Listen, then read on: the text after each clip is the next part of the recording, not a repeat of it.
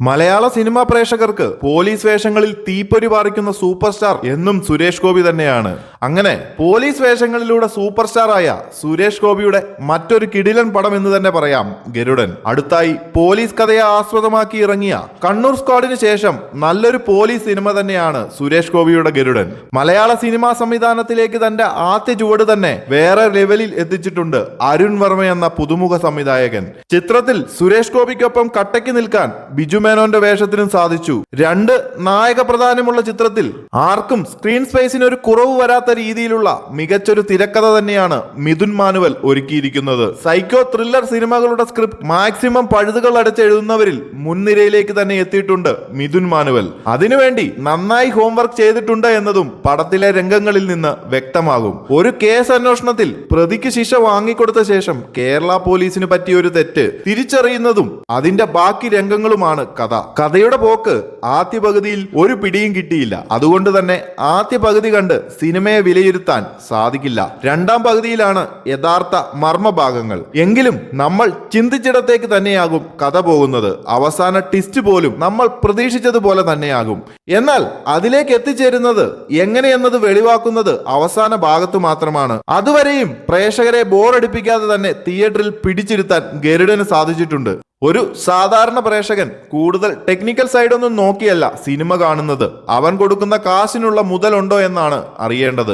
Cinema കണ്ടു തുടങ്ങിയാൽ ബോറടിക്കാതെ ആദ്യ അവസാനം വരെയും നമ്മളെ പിടിച്ചിരുത്താൻ സിനിമയ്ക്ക് സാധിക്കണം. എന്തായാലും 2.25 മണിക്കൂറോളമുള്ള ഗരുഡൻ എന്ന സിനിമയ്ക്ക് അത് സാധിച്ചിട്ടുണ്ട്. സുരേഷ് ഗോപി പോലീസ് വേഷത്തിലെത്തുന്ന സിനിമയാകുമ്പോൾ പോലീസ് വേഷത്തിൽ തന്നെ കൂടുതലും കാണാനായിരിക്കും എന്നെ പോലെ തന്നെ പലരും ആഗ്രഹിക്കുന്നത്. എന്നാൽ വളരെ ചുരുങ്ങിയ രംഗങ്ങളിൽ മാത്രമേ DCP ആയിട്ട് കൂടി പോലീസ് യൂണിഫോമിൽ സുരേഷ് ഗോപി എത്തുന്നുള്ളൂ. അതുപോലെ പോലീസ് വേഷത്തിൽ സാധാരണ ദേഷ്യം വരുമ്പോൾ സുരേഷ് ഗോപി പറഞ്ഞു വന്നിരുന്ന തെറിക്ക് പകരം bloody son of A bitch എന്ന് മാത്രമേ ഈ പടത്തിൽ പറയുന്നുള്ളൂ എന്നൊരു പ്രത്യേകത കൂടിയുണ്ട്. സാധാരണ പറഞ്ഞിരുന്ന തെറി എന്താണ് എന്ന് ഗസ് ചെയ്യാൻ സാധിക്കുന്നവർ കമന്റിൽ ഒന്ന് പറയുക. ഫുൾ ആയിട്ട് പറയേണ്ട, കമന്റ് റിമൂവ് ആയി പോകാൻ സാധ്യതയുണ്ട്. ഷോർട്ട് ആയിട്ട് പറഞ്ഞാൽ മതി. മാജിക് ഫ്രെയിംസിന്റെ ബാനറിൽ ലിസ്റ്റിൻ സ്റ്റീഫൻ നിർമ്മിച്ച പടമാണ് ഗരുഡൻ. ഈയിടെയായി ബിസിനസ് മാത്രം ലക്ഷ്യം വെച്ച് കുറെ കൂറപ്പടങ്ങൾ ഇറക്കിയിരുന്ന ലിസ്റ്റിൻ സ്റ്റീഫനും ചീത്തപ്പേര് മാറിക്കിട്ടും ഈ പടം കൊണ്ട്. സുരേഷ് ഗോപി, ബിജു മേനോൻ എന്നിവരെ കൂടാതെ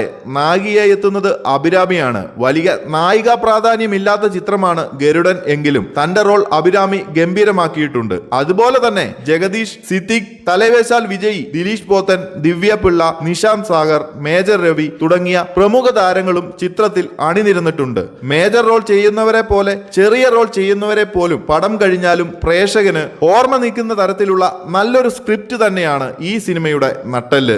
അതുപോലെ എടുത്തു പറയേണ്ട ഒന്നാണ് ജേക്സ് ബിജോയുടെ സംഗീത സംവിധാനം. സാധാരണ ഒരു പോലീസ് ത്രില്ലർ സിനിമകളൊക്കെ കാണുമ്പോൾ കുറെയെങ്കിലും പരിചിതമായൊരു BGM ആയിരിക്കും. എന്നാൽ ഗരുഡനിൽ വ്യത്യസ്തമായൊരു ഫീൽ തന്നെയാണ്. അധികം പരിചിതമല്ലാത്ത ഒരു ഫ്രഷ് പശ്ചാത്തല സംഗീതം.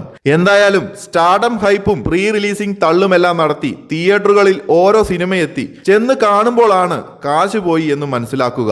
എന്നാൽ ഇതൊന്നും ഇല്ലാതെ വരുന്ന ഇതുപോലെയുള്ള സിനിമകൾ എന്തായാലും വലിയ നഷ്ടബോധമില്ലാതെ കാണാൻ സാധിക്കും. മറിച്ചൊരു അഭിപ്രായമുണ്ടെങ്കിൽ കമന്റിൽ ഒന്ന് അറിയിക്കുക.